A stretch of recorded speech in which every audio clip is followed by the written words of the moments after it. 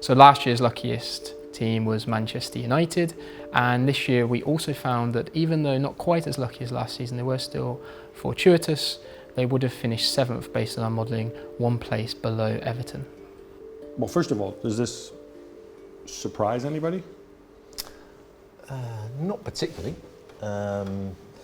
Did they feel like they were lucky this season? Or did they just feel like they were bad and underperforming? It felt as though they were bad and underperforming. They didn't help themselves with luck because they didn't get the ball into the forward areas enough, in particularly the early part of the season. But they were still lucky. They were still lucky, so I think they made the most of what they had. You know, if you want to be lucky, you usually get the ball forward much earlier. You get the ball into the penalty area, you win penalties, you break off sidelines. But you didn't do that, so you know they got lucky in other ways. Right. Some of this was, some of the luck was a red card to Nemanja Matic in a match against Leicester, which I think should have been a second yellow, if I'm not Yeah, he mistaken. didn't get a second yellow card.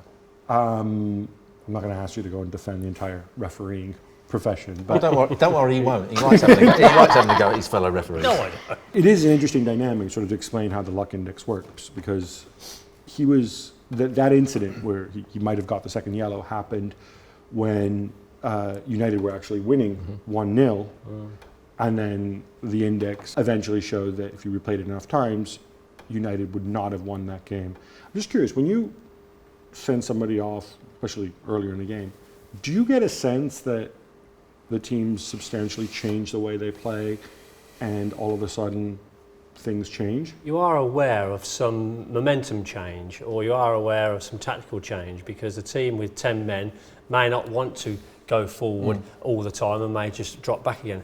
And from a refereeing point of view, that may make the midfield more congested. So from a referee, you're not going to be standing in the midfield. You have to look at your own positioning to accommodate the change of tactics of a team who just lost a man. So it does make an impression in the game. In terms of, does it make an impression on the way that the referee referees the game? Well, he only gives the decision that's in front of him at that time. I think if you ask any Man United supporter whether they were lucky last season, they'd probably say not really, when you consider how bad they were that season. The year before, when they were the luckiest team in the Premier League, there was a kind of obviously a tangible kind of reward for that, because they finished second when many people said that they were probably the 4th or 5th best team. So last season they weren't the luckiest team, but they were one of the luckiest teams. And it is hard to kind of picture in your head when they were lucky, because they were just... I'll give you a game where they were just lucky. bad, basically. Spurs at Wembley. Absolutely, but... Spurs, how you define that, but Spurs had chance after chance. David De Gea I think he made 13 saves that day, so is that luck, or is that a goalkeeper at the top of his game doing what he should do? And Spurs missed some golden opportunities as well, missing the target. So but I would consider that luck. I agree that they were lucky that night, but people would say, well, how can you be lucky if a supposedly world-class goalkeeper made 13 saves that he's supposed to do? So the analytical community were absolutely screaming about Man United. This is during Solskjaer's run, mostly. Yeah, being the beneficiaries of fortune, because all their statistical numbers were down, expected goals and all those sort of things. And they were basically saying, don't make any rash decisions based on, a golden period or times where... period. Yeah, times where you should have lost a game, maybe not by an offside goal or something, but because you played really poorly. And the opposition have missed chances. Yes, exactly. Don't make decisions based on those kind of things. They've ended up doing that anyway. And, I suspect that United will have trouble going forward because they don't want to see the full picture. They're only picking parts of what they want to look at. in the midst of Solskjaer's great run, I think me and you said to me, can you remember the last time United played well? And we went back to all the games, and I think we went back to the Cardiff game, his first game in charge, and despite the winning... And that was the deflected goal. Yeah, despite winning 9, 10, 12 games in the bounce, after the Cardiff game in the league, they didn't play well. They played well, in the cup game at Arsenal, I think it was, but in the Premier League, they won games without playing well. So one of those games where United were deemed to be lucky, of course, was that Leicester game. That was a case where it wasn't a deflected goal or anything. It was Nemanja Matic in midfield, who, in our opinion, should have been sent off. Is that a situation where the referee maybe was affected by the fact that it was United and they were winning anyway, and does that come into it? Look, I'm not going to sit here and say it doesn't come into it, because obviously you take everything into consideration, but it wouldn't be the forefront of his mind. And Matic making the foul that he did, to possibly have that second caution is a subjective viewpoint anyway. The referees have been given that sort of latitude to say what they consider to be a foul in the context of the game, how the game's going, what that player's been doing for the last 15 minutes or so, in terms of the refereeing, what my style of refereeing is. Should he have been sent off in that game? Should he have received a second yellow card? You may ask another referee and he'd say absolutely right. Melissa, back to Solskjaer, Mourinho. The lucky Knicks thought something fine that one of them was particularly luckier than the other. But if you look at it from a macro level, Solskjaer was given his job. He was confirmed as a permanent manager in April.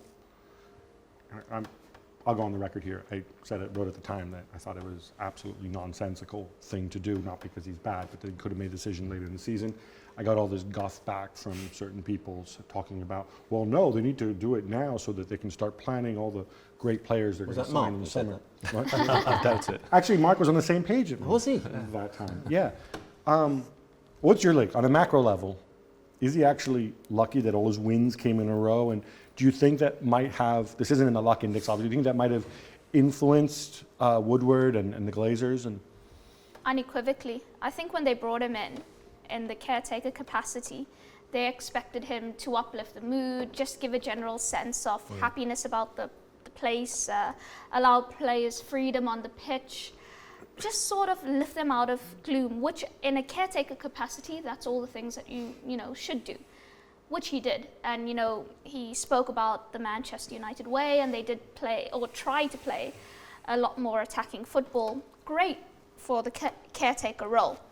They then decided, based on him doing what they wanted him to do, that they're giving him the job on a permanent basis. Now in April. Yes, that is a completely different job altogether. He is not qualified to be Manchester United manager, to enact a long-term plan at such a sizable club, because there's no evidence of him being able to do it.